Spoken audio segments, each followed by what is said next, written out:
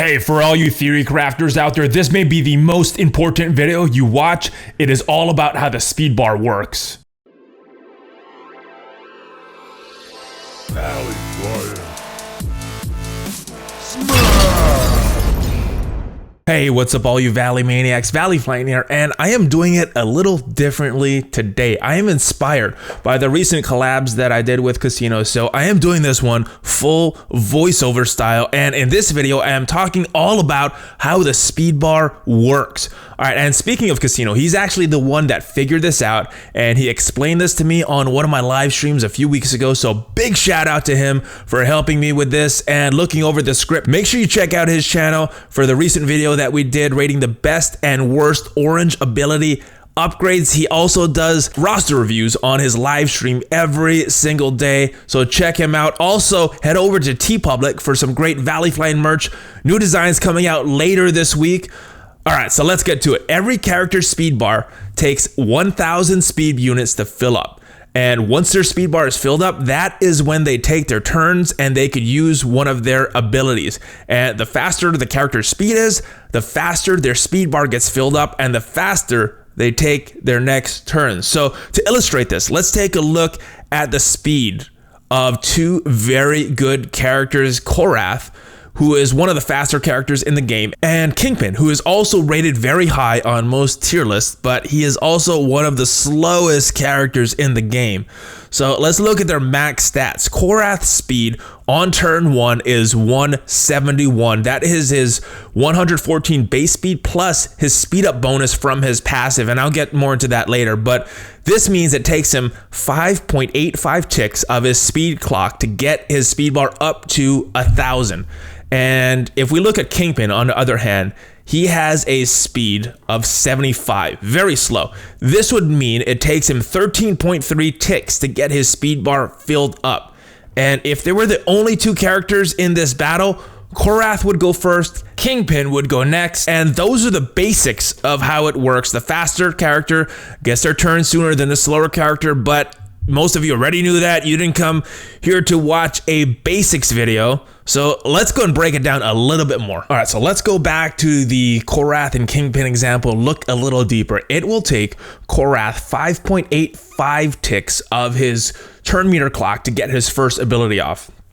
In that same time it takes Korath to get his speed bar to 1,000, Kingpin is only going to have 439 on his speed bar, and he will need about 561 more speed added to his speed bar before he is able to use his first ability. And it is around this point in the battle that things can get very interesting with the speed up and slow mechanic. So right now, speed up adds 50% more to a character, and slow decreases a character speed by 50%. Those are huge numbers and can have a big impact on the outcome of the battle. Now, Korath, he already has a big boost to his speed with the speed up from his passive. It makes his speed jump from 114 to 171. So Korath is at 1,000. He gets his first turn. He uses his basic. This basic can apply slow to Kingpin, and it drops Kingpin's speed from 75 all the way down to 37. Ouch. So Korath just had his first turn. His speed bar is back down to 0, so he needs another 1,000 added to his speed bar in order for him to take his second turn. Kingpin right now is sitting at 439. His speed bar is not even half full. He still needs 561 to be able to use his ability with the speed down. His speed is only at 37 and is just barely crawling along at this point. And Korath, he still has his 50% speed up going, and he needs another 5.85 ticks of his speed bar clock to fill it up again. And when this happens, he gets his second turn. Now Kingpin, he still hasn't even taken his first turn. He's only gained 216 speed on that time, and currently only has 655 on his speed bar. Very slow. All right, so let's go through this just one more turn just to show you how crazy it can get when there is such a huge difference in speed. So Kingpin is still slow. He hasn't taken a turn yet. Korath's speed up from his passive lasts 2 turns on his spawn when it's maxed out, and it should be expiring after his second turn. But The way his passive is, he gets another speed up whenever an enemy dies. So just for illustrative purposes, let's say that on turn 2, Korath gets a kill, so he would have another speed up. So this means 5.85 ticks again, he gets his third turn, and in that time, Kingpin has added another 216 to his speed bar. This leaves him at 871, and he still hasn't even taken his first turn yet. This is brutal, and this kind of extreme example is how speed is calculated with speed up and slow down, and it should give you a good understanding of how these mechanics work and why your tunes aren't going or are going way more than the opponent. So now let's take a look at a couple passives and see what their effects are on the speed bar. The first that I want to talk about is Loki's passive.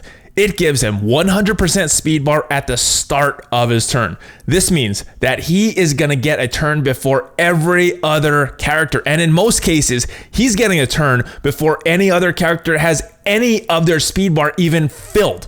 The exception to this is in the instance of other passives that fill a character's speed bar at the start of the match, which Loki's passive also does for Mystic Controller characters.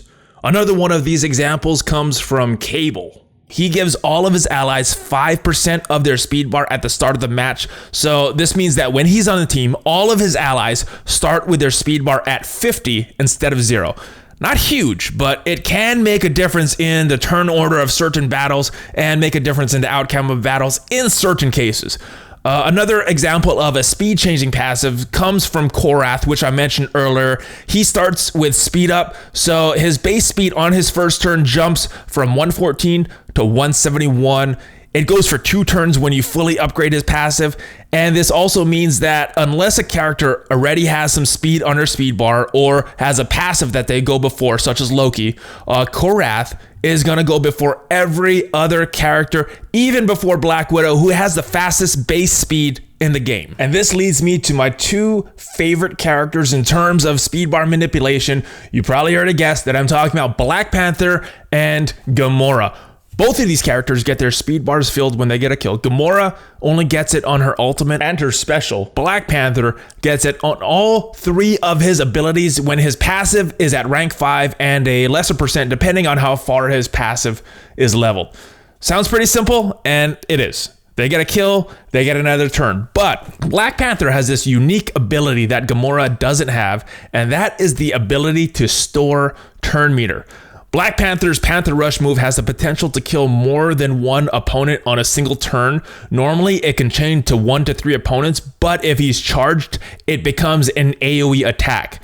The way this skill works is that the speed in the speed bar stacks. So if he kills 2 opponents with his maxed out passive, he'll get 2,000 added to his speed bar, and he gets 2 turns in a row. If he kills 3 opponents, he gets 3,000 speed added to his speed bar, and he gets 3 turns in a row. This is pretty crazy considering that he may get more kills during those follow-up turns and may get even more speed added to his speed bar. He also will get his speed bar filled up if he kills someone with a counterattack that he's doing, or and assist. Or if someone with a team attack kills a character during Black Panther's turn. A good example of this is with Miss Marvel. If Miss Marvel assists Black Panther during Black Panther's turn, he still gets credit for the kill because it happened during his turn. And just a quick note that some of these speed numbers will be a little different for Black Panther if his passive isn't maxed out, but this should give you a basic idea of how it works and how he can have a bunch of turns in a row given the right circumstances. And that is it for speed and how the speed bar works and how some of these passives interact with the speed bar and figuring out the turn order of each of your characters. I hope this helps you when theory crafting and designing a team and trying to maximize the use of all of these speed interactions. If you like this video, smash on that like button and subscribe to the channel because there is more great content coming. I'm still playing on BlueStacks. There is a link for it down in the description below. If you want to play Marvel Strike Force on your computer, download that, install that. The channel gets credit and it does not cost you anything. Casino's links are in the description down below. Like I said, we just finished up a collab video on the orange ability mats and the best place to spend them, which abilities are good and which abilities are bad. He also streams every day on Twitch, does some really great roster reviews on there, so make sure you check that out. Thank you guys for watching. I will see you next time, and I have one question for you. What you gonna do, brothers, when Valley Flame and all the Valley Maniacs run wild on you? Valley Flame, out.